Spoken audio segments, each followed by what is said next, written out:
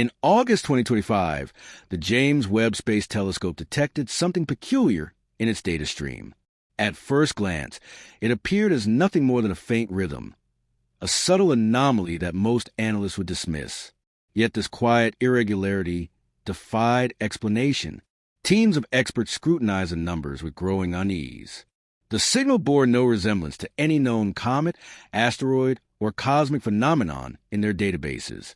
Its structure was too precise, too methodical, almost as if it had been deliberately crafted. Within days, the astronomical community confirmed the existence of a strange object designated 3I/Atlas. This wasn't a local wanderer from our solar system's Oort cloud. It was interstellar, a visitor from the depth beyond. Its orbital trajectory seemed impossible to explain through natural processes alone. Then came the chemical analysis that stopped everyone cold. Pure carbon dioxide emissions with no water vapor, no carbon monoxide, and no trace of the compounds that define every other comet humanity has studied. As classified web sessions abruptly went dark across multiple agencies, global authorities began scrambling behind closed doors. What exactly did the James Webb Space Telescope alert the world to? And why have so many prominent scientists suddenly grown reluctant to discuss their findings? Raw data from the James Webb Space Telescope rarely leaves room for imagination or interpretation. The instrument sees what it sees, recording the universe with unflinching precision. Yet during the first week of August 2025, an unnamed technician working the late shift noticed something unusual, a flicker, a repeating signature buried deep within the NIR spec detector frames. It wasn't a spike or a cosmic ray hit, but rather a pattern with structure and rhythm. Initially, the technician dismissed it as calibration noise, a faint pulse measure at exact intervals, whispering across the infrared spectrum like a heartbeat. The timestamp read August 6, 2025, 3:47 Universal Time Coordinated. Following standard protocol, the anomaly was logged, flagged for review, and reprocessed through the entire reduction pipeline. But the pattern refused to disappear. Every recalibration attempt, every artifact check, every diagnostic test. The signal persisted, unchanged and undeniable. Within hours, a second analyst on the graveyard shift independently ran the numbers. The repetition became impossible to ignore. The signal symmetry and precise spacing didn't match any known instrument errors, optical ghosts, or solar interference patterns. More importantly, it aligned with none of the standard cometary spectral lines cataloged over decades of observation. No water vapor signature, no carbon monoxide absorption, just a persistent, rhythmic pulse embedded solely in the carbon dioxide channel, ticking like a metronome in the void of space. The pattern's unusual regularity attracted more attention. By the end of the week, 3 staff members across 2 different agencies had quietly compared notes, finding themselves staring at the same conclusion. They discovered identical structures in every exposure, regardless of which slick configuration or IFU mode had been used. The intervals weren't random fluctuations or statistical noise. They landed on whole seconds with mechanical precision, repeating with the reliability of an atomic clock.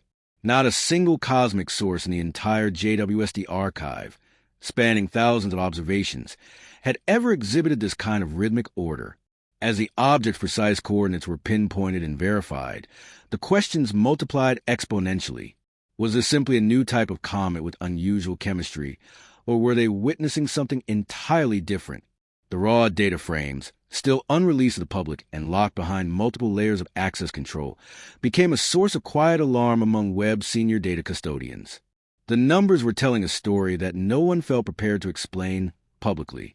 On July 1st, 2025, the Atlas telescope system in Chile registered a new object moving steadily against the static background of distant stars.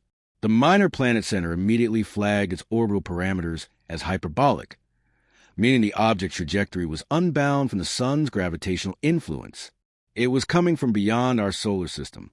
The designation was quickly assigned, 3I/Atlas, making it only the 3rd confirmed interstellar visitor in all recorded astronomical history. Unlike Oumuamua, the elongated mystery that puzzled scientists in 2017, or bore us off with cyanide-laced icy composition, This new arrival operated by an entirely different set of rules. Dr. Linnea Harmon, a dynamic orbital analyst from the Minor Planet Center, spearheaded the verification effort. She meticulously compared fresh Atlas images against pre-discovery archival frames from tests in the Zwicky Transit Facility, methodically tracing the object's journey backward through time as far as mid-June. Each additional data point refined the trajectory calculations. The inbound velocity, solar approach angle, and projected perihelion for late October, deep inside Mars's orbital radius, all painted a consistent picture. The mathematics told an unambiguous story.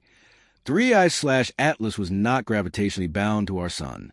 Its orbital eccentricity exceeded 1, a mathematical signature that guaranteed this visitor would never return to our neighborhood. After its brief passage through the inner solar system, it would continue outward into galactic void forever. But the object's path wasn't merely unbound. It was unervingly precise. The entry vector aligned within a fraction of a degree of the solar system's ecliptic plane, the flat disk where all planets orbit. Statisticians at the Minor Planet Center ran Monte Carlo simulations to calculate the probability.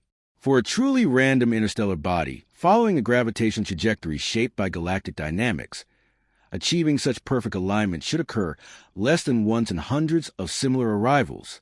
Yet here it was, threading through the solar system's midline like a needle through fabric.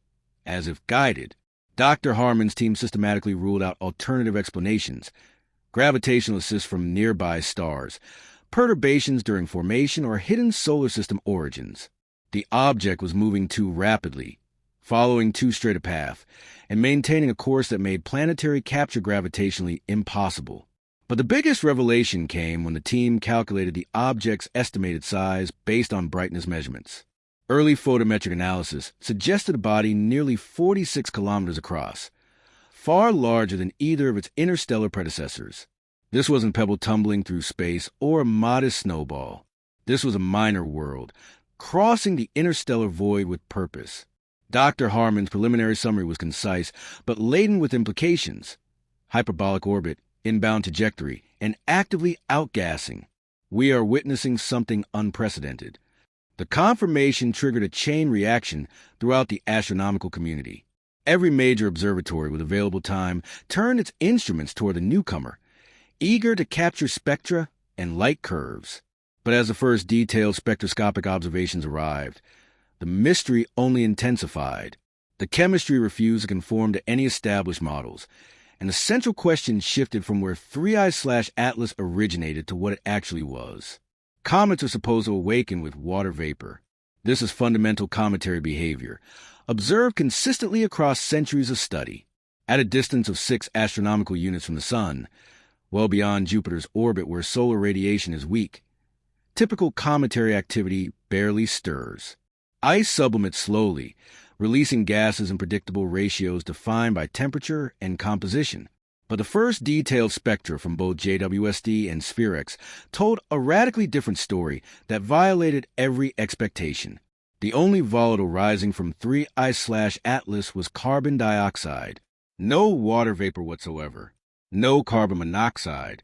No methane, ammonia, or any of the other trace compounds that characterize normal comets. Just a single dominant CO2 spectral line burning intensely through the infrared bands, an order of magnitude above even the most extreme solar system outliers ever recorded. Astronomers processed the data twice, then 3 times, checking for errors. The ratios remained unchanged. Dr. Elena Anders, a senior spectroscopist at the European Space Agency with 20 years of cometary analysis experience, described the findings as bizarre, almost surgical, in an internal memo. Across every exposure, the carbon dioxide signature dominated completely, while water lines, normally the brightest and most prominent feature for any comet inside 6 astronomical units, were buried deep in the instrumental noise floor. Carbon monoxide, the usual secondary signature, proved equally absent. The chemistry wasn't merely unusual, it was completely uncharted territory. No known comet, whether interstellar or local in origin, had ever displayed this kind of exclusive, single-molecule outgassing pattern. The established models built on decades of research, sublimation curves, volatile release thresholds, thermal equilibrium calculations, couldn't account for these observations. Even the most exotic formation scenarios proposed for unusual cometary bodies struggled to explain how an object as massive, this actively venting, could release only carbon dioxide while so distant from solar heating. The spectroscopic anomaly triggered an immediate scramble for explanations. Teams at NASA's Goddard Space Flight Center and ESA's European Space Astronomy Center reprocessed the raw spectral frames from scratch, meticulously checking for instrument artifacts, data pipeline quirks, contamination from background sources, or telluric interference. Every diagnostic test returned clean results. SphereX's independent observations, captured days later from a completely different orbital perspective, confirmed precisely the same result: carbon dioxide and absolutely nothing else. Dr. Anders's internal technical notes circulated quietly among project scientific leads, carefully worded but impossible to misinterpret. If this is indeed a comet, it represents the strangest cometary body we have ever encountered. The fundamental question wasn't simply what physical process powered 3I/Atlas's activity, but rather what mechanism could possibly suppress every other expected molecular species so completely. And perhaps most disturbingly, why did the object appear almost engineered to guard its secrets behind a single pure spectral line? August 6, 2025. The James Webb Space Telescope completed a scheduled NIR-SPEC spectroscopic session targeting 3I/Atlas according to the pre-approved observation timeline. But what transpired immediately afterward never appeared in the public Mikulski archive for space telescopes. Instead of following the standard pipeline release procedure, where processed data becomes publicly available within days, these particular files vanished behind a restricted access firewall. The official observation logs displayed a conspicuous gap.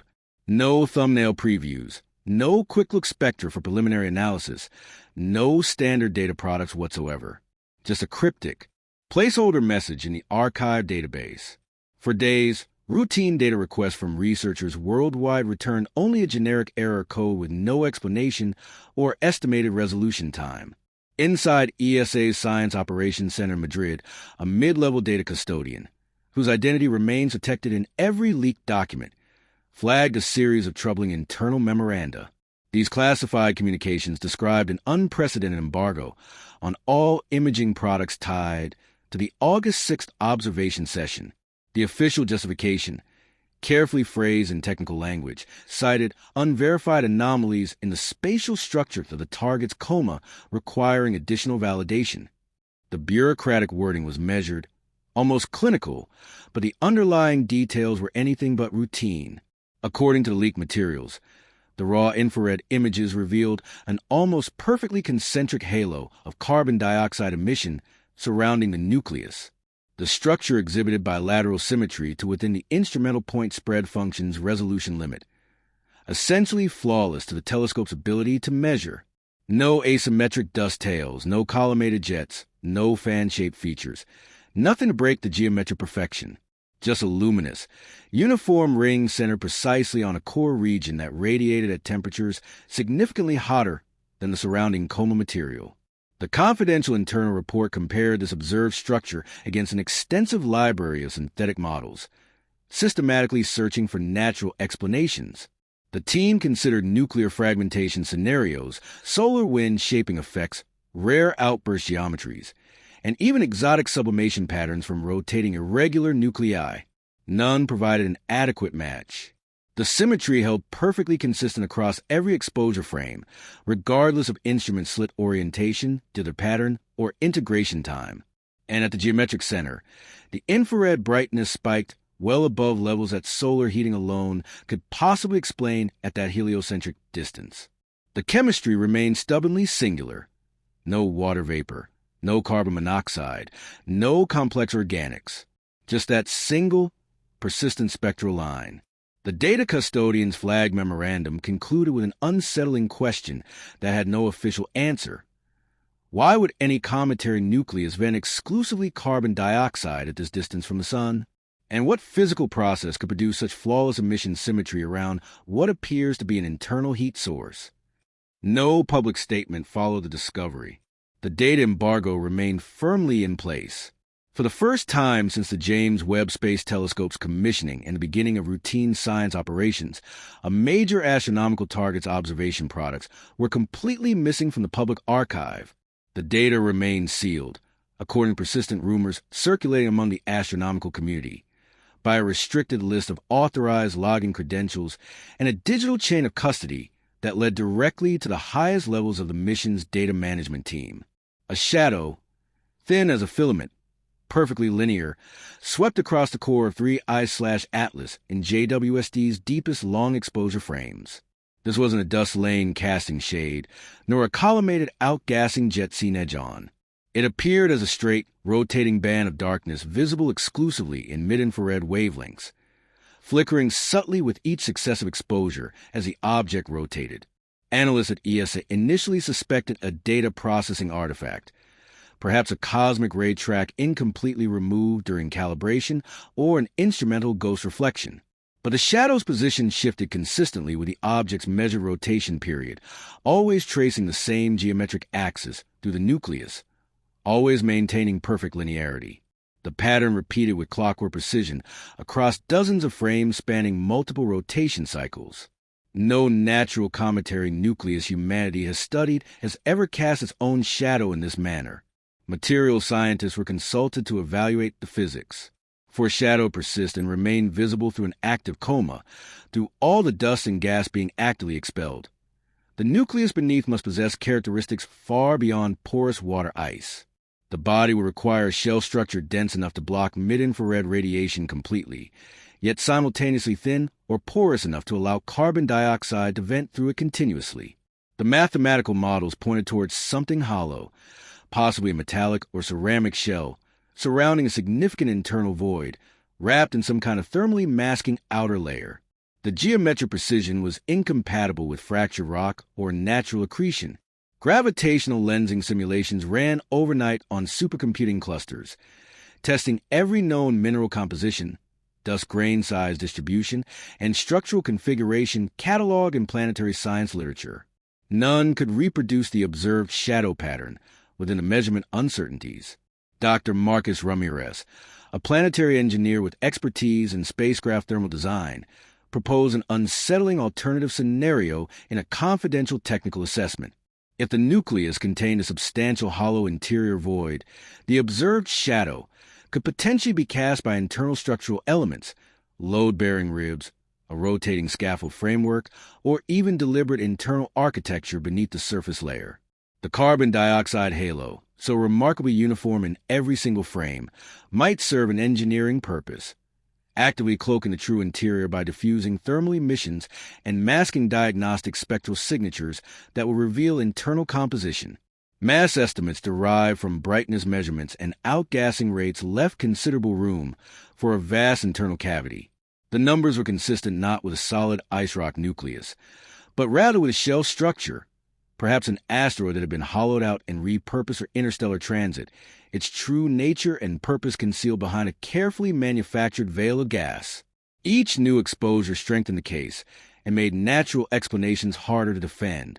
The shadow's mechanical rotation period, the shell-like emission geometry, the complete absence of water ice. Every observation aligned with the hypothesis of an engineered interstellar vessel.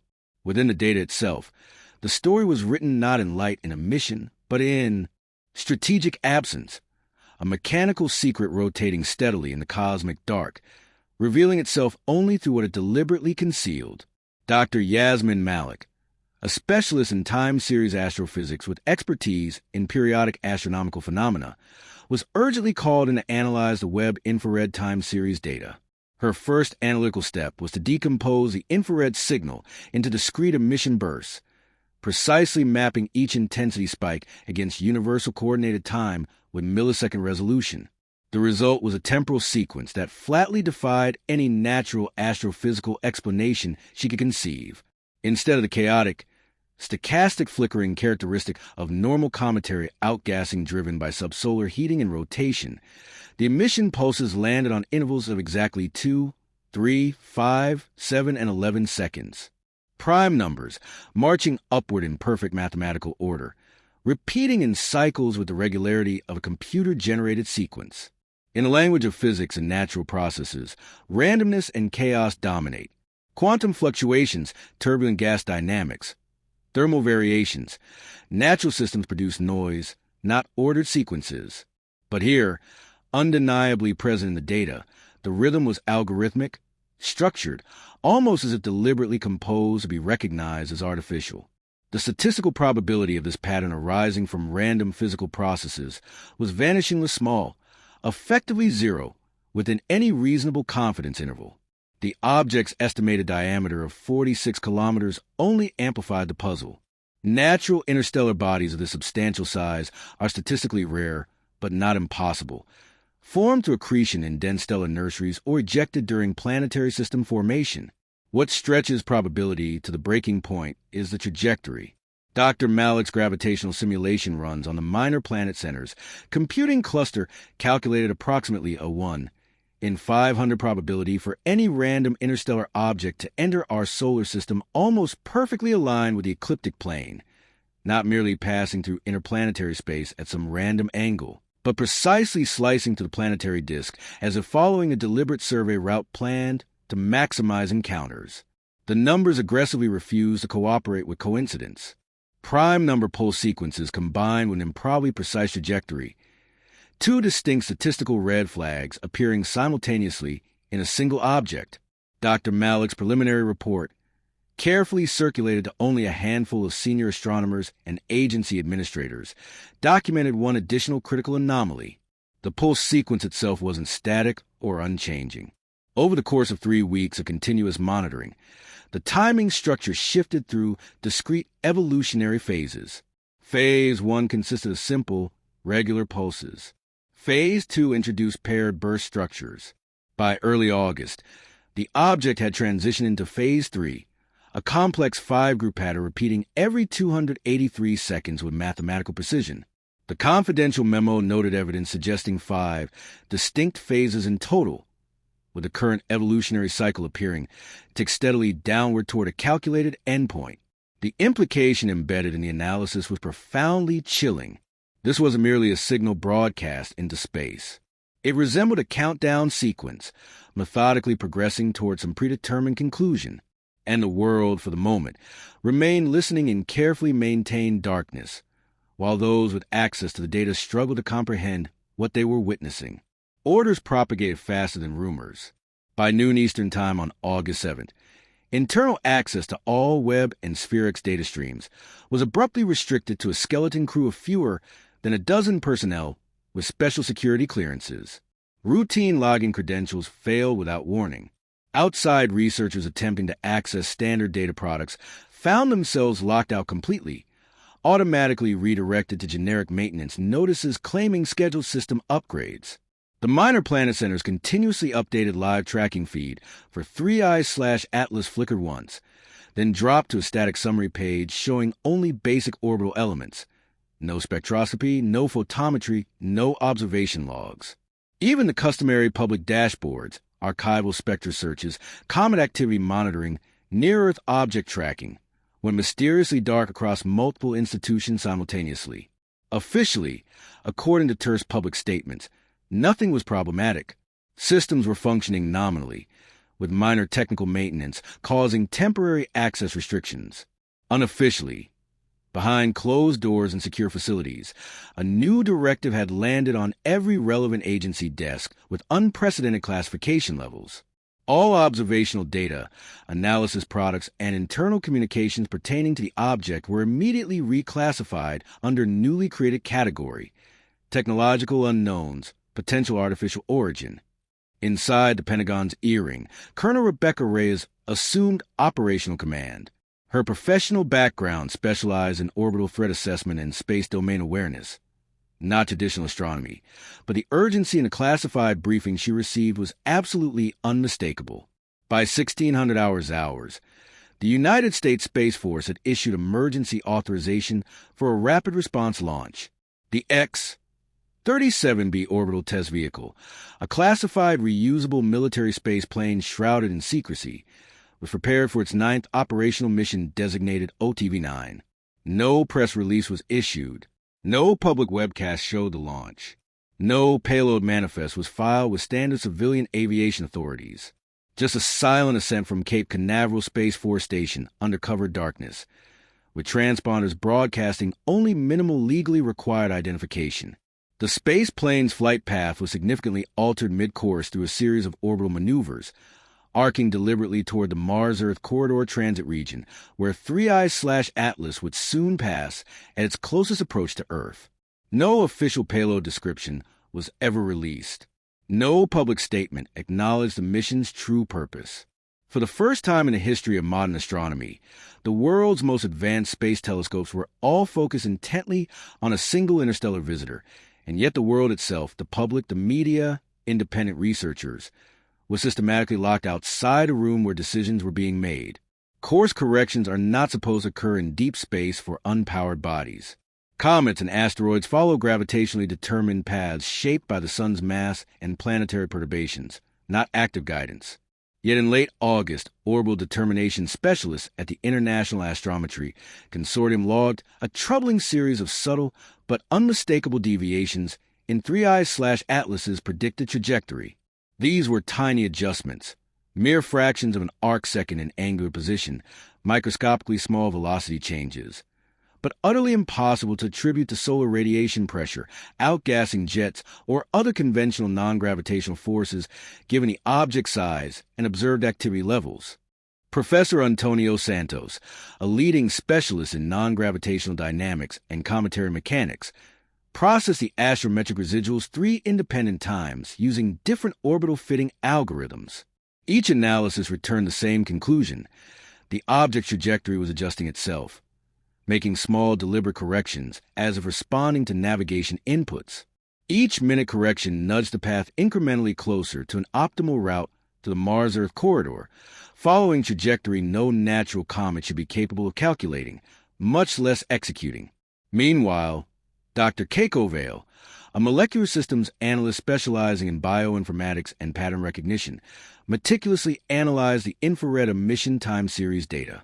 The pulse patterns, already statistically impossible as natural phenomena, began revealing deeper mathematical structures upon closer analysis. Ratios between consecutive peak intensities, when plotted and analyzed, mapped onto specific numerical sequences found in DNA's helical structural motifs. The numbers 3, 4, and 7 appeared repeatedly in precise relationships mirroring the geometric ratios of nucleotide base pairing and helix periodicity. Not random background fluctuations, not instrumental noise, but structured information. Dr. Vale's pattern-matching algorithms flagged a correlation with high confidence, and the research laboratory's internal secure chat channel lit up with nervous speculation among team members struggling to process the implications. Were they witnessing some form of encoded information transmission? A deliberate message using universal mathematical and biological constants? During these same temporal windows, when the most complex pulse patterns occurred, NASA's Deep Space Network facilities experienced 3 separate, unexplained communication dropouts affecting multiple spacecraft. Legacy interplanetary probes, Voyager 1, Voyager 2, and the Pioneer spacecraft, went completely silent for periods ranging from 7 to 18 minutes, losing all telemetry contact. In each instance, the dropout occurred precisely when 3I/Atlas crossed the geometric line of sight between the probe and Earth's receiving stations. Network engineers initially attributed the interference to solar weather activity, coronal mass ejections, or dense solar wind streams affecting radio propagation. But the timing correlation was impossibly precise, and solar conditions during those periods were actually quite benign. The probability of 3 independent dropouts coincidentally aligning with 3I/Atlas's position defied statistical explanation. The object wasn't simply moving through space on a ballistic trajectory. Multiple independent lines of evidence suggested it was actively adapting its path, transmitting structured signals encoded in thermal emissions, and somehow interfering with radio communications across millions of kilometers of space. By every measure, every piece of data, the object appeared to be aware of its surroundings, processing information and executing purposeful actions.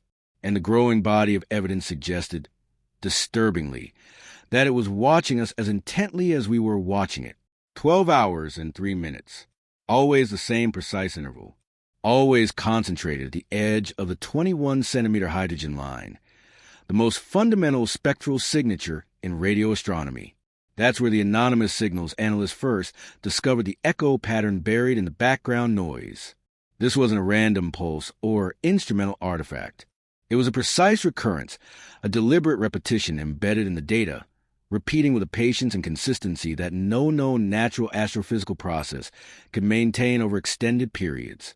The analyst, a specialist in advanced digital signal processing and extraction techniques, working at an undisclosed radio astronomy facility, ran the autocorrelation analysis 3 different ways using independent algorithms.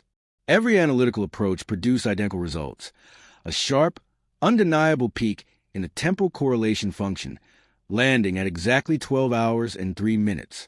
The 21-centimeter hydrogen line represents the universe's most universal calling card. It's shared by radio astronomers worldwide, integrated into the SETI protocols, and chosen precisely because any technological civilization with basic spectroscopy would inevitably discover it. This wavelength transcends cultural and technological differences, a truly universal communication channel written into the fundamental physics of the most abundant element in the cosmos. But this signal wasn't simply a beacon broadcasting into the void, hoping for detection. When the individual pulse trains were carefully mapped and analyzed for internal structure, a secondary pattern emerged from the temporal and frequency data. Each distinct burst, in its precise timing relative to the hydrogen line center frequency and its subtle wavelength shifts, encoded positional information. When decoded and plotted in 3-dimensional space, these parameters traced a crude but absolutely unmistakable geometric overlay. The pattern depicted the Triangulum Galaxy, Messier 33, located approximately 2.7 million light-years away in the constellation Triangulum, with a trajectory line looping back precisely to Earth's current position in space. The angular resolution wasn't perfect. This was no high-definition star chart, but the identification was unambiguous. 3 major stellar concentrations marked the galaxy's spiral structure, with a clear vector arrow pointing directly back toward our solar system's location. The anonymous analyst's final technical assessment, leaked to trusted colleagues through encrypted channels, was terse but carried staggering implications. The pattern structure is deliberate and information-bearing, not background noise, not instrumental artifact, not any natural astrophysical emission mechanism in our catalog. In the entire documented history of astronomical signal detection spanning over a century of radio astronomy, no comet, asteroid, or interstellar visitor has ever encoded its own origin coordinates into a transmitted signal pattern. The hydrogen echo represented something unprecedented and undeniable, not just passive reflection or scattering, but active communication, a message deliberately constructed to be recognized by anyone with sufficient technology to detect it, a cosmic calling card announcing both presence and origin, transmitted from an object that was now approaching the inner solar system with each passing day.